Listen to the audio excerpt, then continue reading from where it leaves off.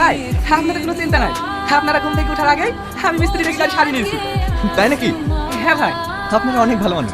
আপনাদেরকে যে কিভাবে ধন্যবাদ জানাবো আমি ভেবে পাচ্ছি না।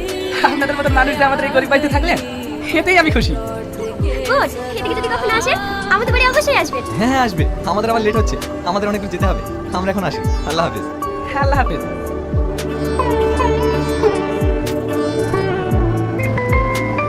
কার ফোন? রাহুল ফোন করেছে। ফোনটা ধরো। তুমি কোথায়? আমি এখন ইন্ডিয়াতে আছি। কি তুমি আমার দেশে ফিরে যাওনি? না, আমি তোমাকে পাগলের মতো খুঁজে বেড়াচ্ছি। আর তুমি একবার আমার ফোন ধরার প্রয়োজন মনে করলে না। আমি তোমার সঙ্গে দেখা করতে চাই। আচ্ছা ঠিক আছে, আমি আলীনগর ক্যানভাসে অপেক্ষা করছি, তুমি ওখানে চলে এসো, ওখানে বসে সব কথা হবে।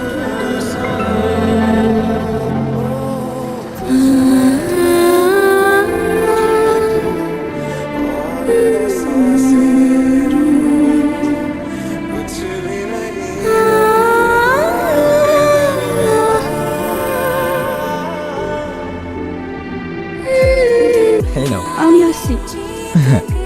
তোমার কার কোনো ক্ষমতা আমার নেই, কারণ তুমি তো অন্যের।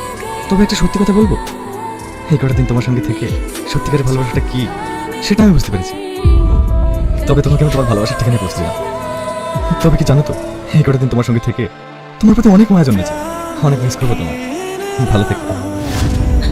আমিও গো, এই 7 দিনের অ্যাডভেঞ্চার আমার লাইফে চিরস্মরণীয় হয়ে থাকবে। খালা, পল্লবী, শাবানা ও তোমাকে কখনো ভুলতে পারবো না। তোমরা অনেক ভালো গো, তোমাদের মতো ফ্যামিলি অনেক ভাগ্য করে পাওয়া যায়। অনেক মিস করবো তোমাদের, সত্যিকে বেশি তোমাকে। Best of luck.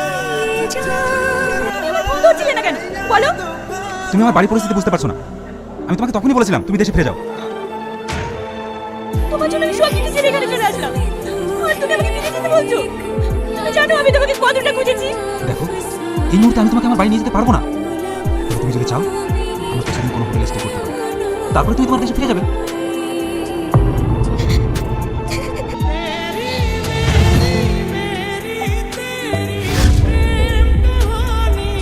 কি হলো মা, কাঁদছো কেন? না খালা, কিছু না। আমি কি ফ্রেন্ড হতে পারি?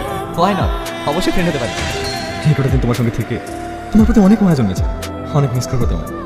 ভালো থেকো।